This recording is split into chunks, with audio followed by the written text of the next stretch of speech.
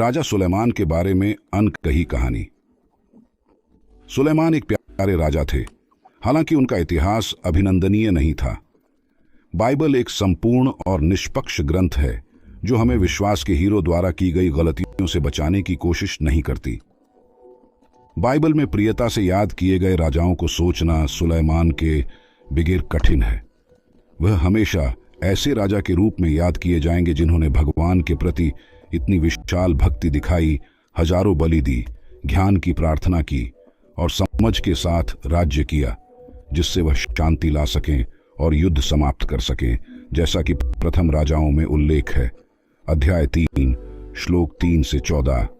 सुलेमान ने अपने पिता दावीद द्वारा दी गई दिशा निर्देश। सुलेमान ने जवाब दिया, तूने अपने दास मेरे पिता दावीद पर अद्वितीय कृपा दिखाई, क्योंकि उन्होंने तेरे प्रति निष्ठा, धर्म और सीधापन का दिखाया। तूने उन्हें अपने सिंहासन पर बैठाने के लिए एक पुत्र दिया और आज भी ऐसा ही किया है। हे यहोवा, तूने अपने दास को मेरे पिता दावीद की जगह राजा बनाया है, लेकिन मैं तो बच्चा हूं और नहीं जानता कि कैसे काम करूं। देखो, मैं तेरी चुनी हुई बड़ी प्रजा का एक हिस्सा हूं जिसे गिना नहीं जा सकता। मेरे दास को अपनी प्रजा पर शासन करने और श्रेष्ठता और नीचता में भेद करने के लिए बुद्धिजीवी हृदय दे, क्योंकि कौन है जो तेरी बड़ी प्रजा का शासन कर सकता है। परमेश्वर ने सुलेमान के अनुरोध से संतुष्टि प्रकट की और उससे कहा, तुमने इसे मांगा है और धन, लंबी अवधि या अपने दुश्मनों की मृत्यु के लिए नहीं मांगा, बल्कि न्याय करने के योग्यता के लिए मांगा है। इसलिए मैं वैसा ही करूंगा जैसा तुमने कहा है। नूह का पालन करके प्रभु के प्रति अपना प्रेम दिखाया। वह ऊंचे स्थलों पर बलि और धूप भी चढ़ाते थे।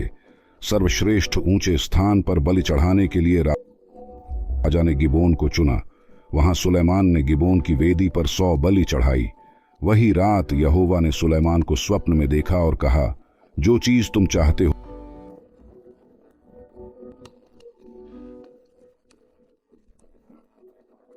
मैं तुम्हें दूं, वही मांगो। मैं तुझे एक बुद्धिमान और विवेकी हृदय दूंगा।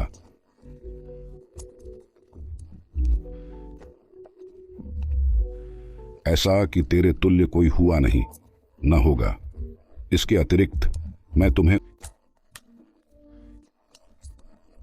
उस समृद्धि और सम्मान दूंगा जिसकी तुमने प्रार्थना नहीं की, ताकि कोई आपके समान न हो सके। और अगर तुम मेरे आदेश और नियमों का पालन करते रहते हो, जैसा कि आपके पूर्वज दावीद करते थे, तो मैं तुम्हें दीर्घायु दूंगा। सुलेमान अपनी विद्वता और समग्र गहराई के कारण अपनी लोकप्रियता के लिए प्रसिद्ध हुए। उन्होंने बाइबल की कुछ मशहूर किताबें लिखीं, जैसे कि इक्लेसियास्ती, गीतों का गीत और नीतिमाला, जिनमें दीर्घायु ज्ञान है। इन पुस्तकों में उन्होंने कई विश्वविदित लिखावटें, स्मरण युक्तियां, चर्चित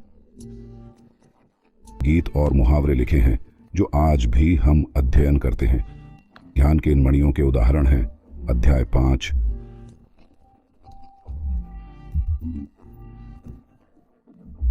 पंक्तियां 1 और 2।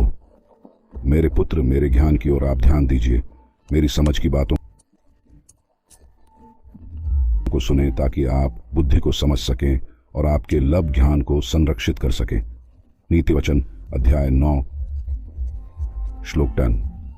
भगवान का आदर बुद्धि की शुरुआत होती है और पवित्र का ज्ञान विवेक होता है। यथा न्याय अध्याय 3 श्लोक 1 और 11। हर चीज का अपना समय होता